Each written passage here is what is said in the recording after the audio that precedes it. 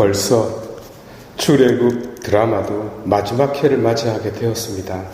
그동안 뜨거운 성원과 박수를 보내주신 지세포 시청자분들에게 인사를 드리며 동시에 작품성에서 이런저런 문제가 많았음에도 불구하고 아무 지적질도 해주지 않으신 점 크게 감사를 드리는 바입니다.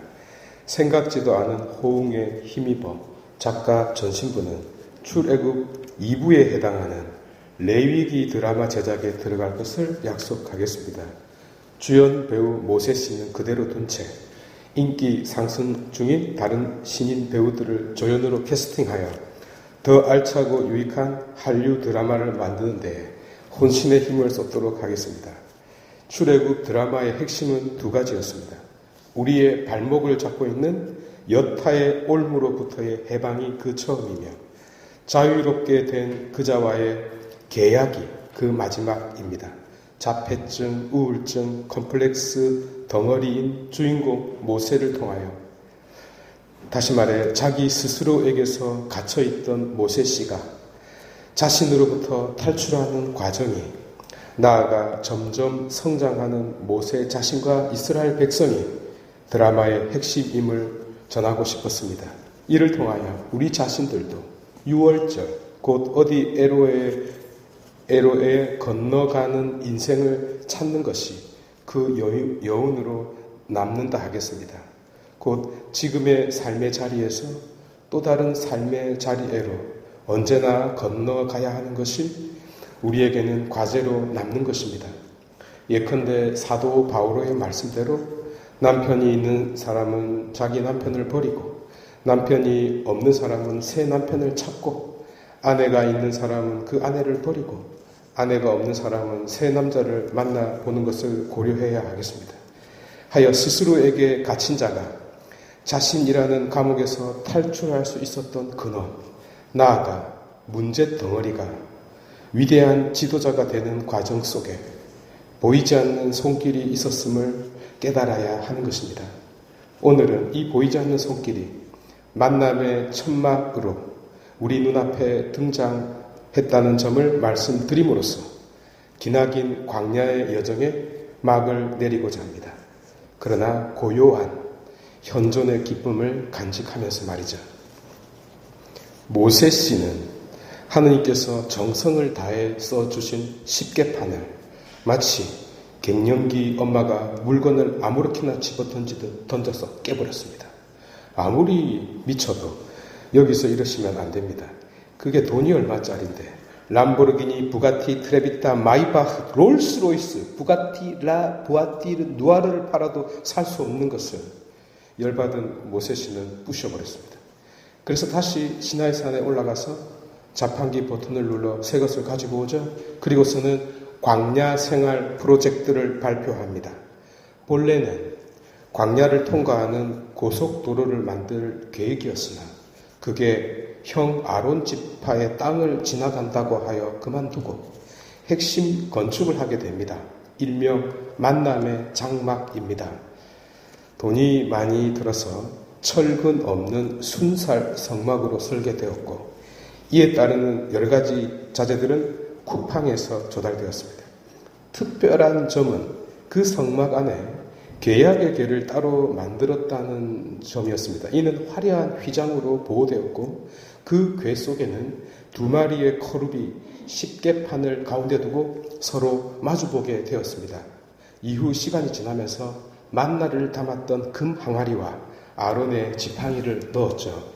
구세사의 현장을 담은 것입니다. 나중에 항아리와 아론의 지팡이는 사라졌죠. 제가 다른 곳에 보관해 두었습니다.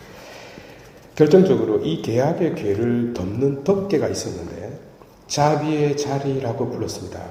속죄일에 대제사장은 덮개를 향해서 덮개 앞에 있는 희생제물의 피를 확 뿌렸습니다. 이로써 유월절, 무교절, 안식일, 속죄일 등등의 규정과 희생제, 번제제 등등을 바치게 되는 근거가 마련됩니다. 잘 보시면 이 모든 규정이 노예살이에서 해방된 것을 기념하고 하느님과 맺은 계약임을 알 수 있습니다. 구원과 죄인들과의 약속이 이 예식 속에 담겨 있는 것이죠. 이 완성된 성막을 유심히 보시기 바랍니다. 하느님의 현존을 보여주는 이 성막이 마치 그 옛날 노아의 방주처럼 보이지 않습니까? 혹은 구원을 완성하신 그리스도의 저 십자가로 보이지 않습니까? 하여 성막의 완성은 그리스도 구원의 예표가 되는 것입니다. 한편 이스라엘 백성이 이동을 하게 될 때는 성막을 분리하고 계약의 궤를 따로 운반해야 했습니다. 성막은 성모회에서 계약의 궤는 사무위원들이 어깨에 메고 갔습니다. 그러나 아무 때나 움직이지는 않았습니다. 어느 짜장면집 가훈이 때가 되면 출발한다 이듯이 구름이 성막을 덮을 때 전진했습니다. 그리고 그 구름은 살인적 폭염으로부터 이스라엘을 보호했습니다. 그래서 스케노, 그림자를 들이우다라는 말이 텐트, 집의 어원이 되었고 2차 바티칸 공의회에서는 오분부로 곧 그리스도를 감싸고 있는 성모님의 자궁에 이 개념이 적용되었습니다. 이로써 계약의 궤를 따르던 이스라엘 백성을 계약의 궤를 감싸던 구름이 보호해 주었듯 하느님은 그리스도를 따르고 있는 모든 믿는 이들을 마리아의 어두운 그림자를 통하여 그러나 구세주의 생명이 움트고 있는 그 빛을 간직한 성모님의 잉태 주머니의 그림자를 통하여 구원의 말씀을 낳게 된 것입니다.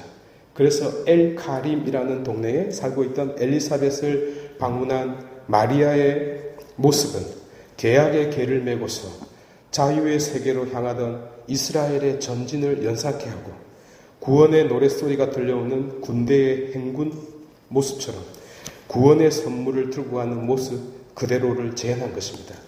그리고 밤에는 불기둥이 그들을 환하게 비추고 인도했습니다.